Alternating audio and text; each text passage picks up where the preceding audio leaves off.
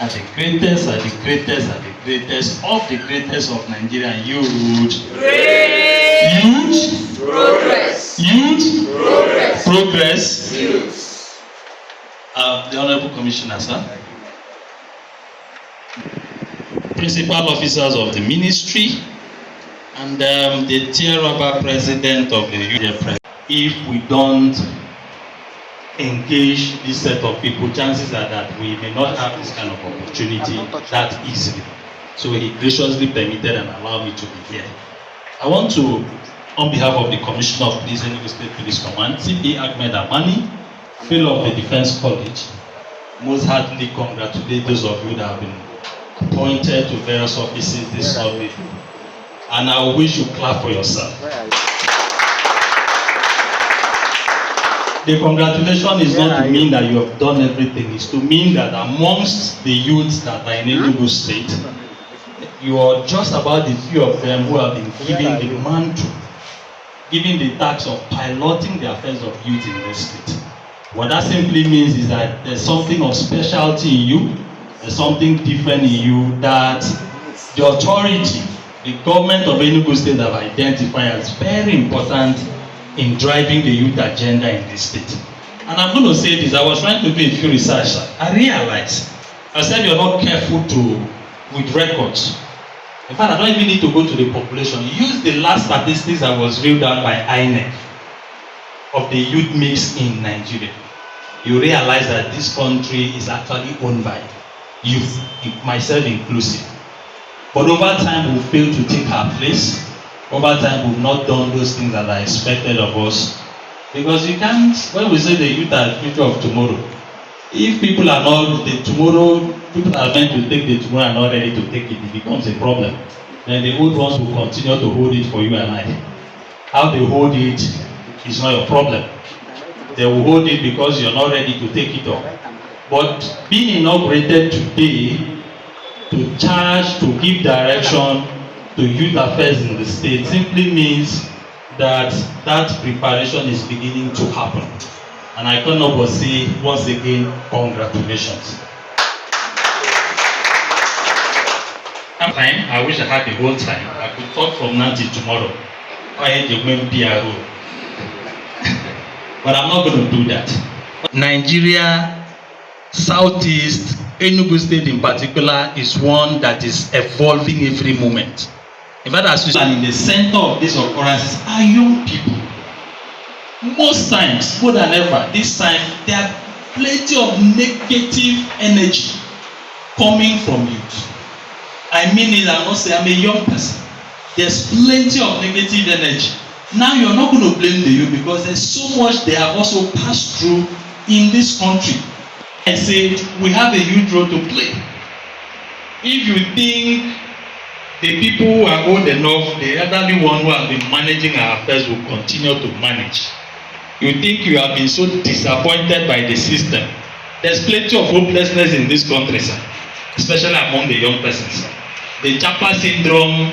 In fact, if you're careful to have listened to our own sister, Dr. Ngozi Okonjo-Iweala, in the last induction ceremony for the governors-elect, one of her major points was that the governors should do all what they can to stop this current brain drain.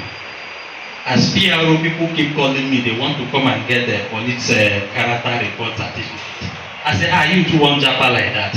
He said, we just say you want Japa. And I say, if you talk more here.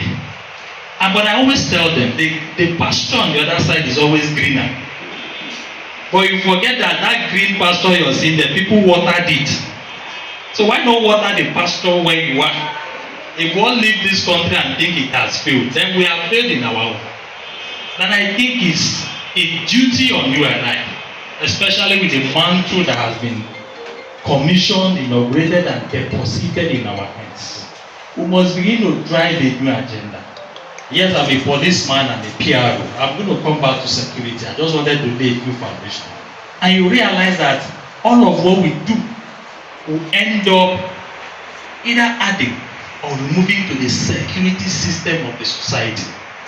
In Enugu, we have series of crime. I can bet you, if we are arresting criminals today, check it clearly, you will realize that 8 will be young persons.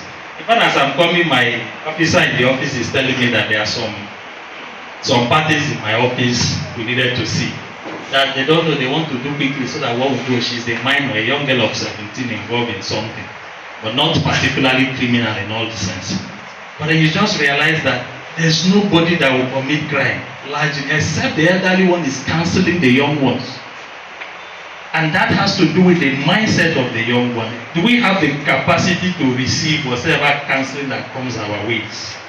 Have we have the responsibility and capacity to see, know when they are presented at the one bochar, the weapon chap, the one that is a substance you keep to yourself?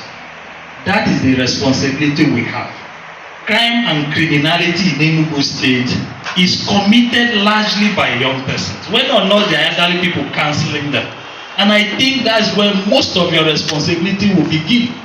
Because if we do not have youth that understand themselves enough individually and are pursuing their God-given destinies, automatically we will keep running around having the kind of situation we're having.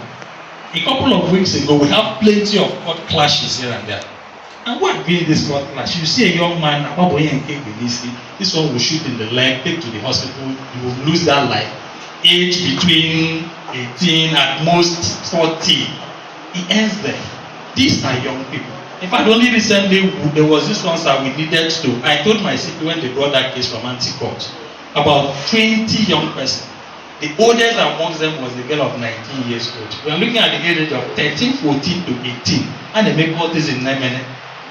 Anti-court had to get these people. So when he called me, I said, their mind was fine. We can take them to court. I will deal with them with laws that suits their ages. But I told him, I think we can use this one to send some message to parents. Can we bring these young people, talk to them, let the commissioner of police address them. Their parents, whoever it is, people should gather, let them understand that they are taking the wrong path. It is not enough to say we want to just punish.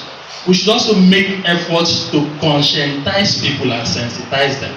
Because you don't know what is happening to the heart of that young guy or that young child that has decided to take the path that is not the best of paths to take. Exactly was what we do. Their parents, everybody gathered, we talked to them, they committed to be of good behavior, we placed them on police supervision, and we let them go. What I'm trying to say in the sense is that this is how bad it is. In the Abumwaka Secondary School. In fact, I read just yesterday, last night I was saying, I'm just going to open my eyes to things I see. I saw on Twitter, someone posted, and let me mention the school. This college road. That he went to somewhere and realized that these students sneak out of the school to go and do what? To go and stay with people old enough to be their grandfathers. Now, Umaka Secondary School. They are youth. In fact, this is the beginning of youthship or youth age and youthful age. Thank you. And they're already been exposed to what is bigger than them. What we refer to as having a larger than life experience. And you ask yourself, open now one secondary school and do a going to do when you can't go university. When it gets to that stage, what other life is she going to live? You've already experienced your university life in your secondary school time. What other life are you going to live? So the charge I'm bringing away is that there's a huge responsibility on us. And that's how we start. People begin to form groups, join court groups. The next moment we begin to battle with unimaginable security. It doesn't matter what we think. You can't be too hopeless to be hopeless for yourself. If there's hopelessness around you, have hope in yourself and the God that created you. Everybody's got a destiny. And if we do not work on the destinies that the individuals around us have got, then certainly we are leading a path that will take us nowhere. This is a very huge idea. You wouldn't understand. I understand better. That's why I insisted I must be here. Because I need to begin to connect with this group now. So that beyond here, I will not be running alone. If there's a need for me to get more engagement, I wouldn't hesitate to hit you and say, please gather, let's organize this thing and tackle them. And I also think another agenda or agenda I want to set for you is, what are we going to do to begin to manage the media space? There's so much job you have to do to change plenty narratives that have gone wrong. The media space is agog with falsehood, Sure. misleading information, and what we refer to as disinformation. That's the height of it.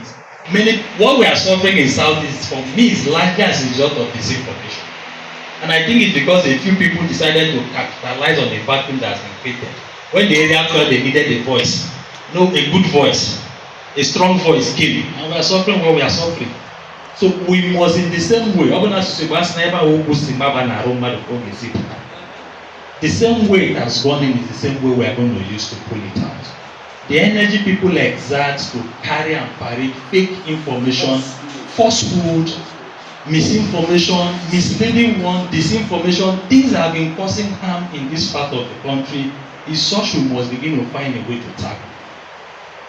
I just wish we have the see beyond just the fact that you're in a forum. No, see it as a responsibility to be a change agent. We need plenty of value reorientation. And if we do not achieve that, we may continue to struggle with what we are struggling. And I strongly believe you have the capacity. If you don't, just maybe they will not have nominated you if they want to pilot this affairs. It's on that note that I want to most sincerely say thank you, Honorable Commissioner.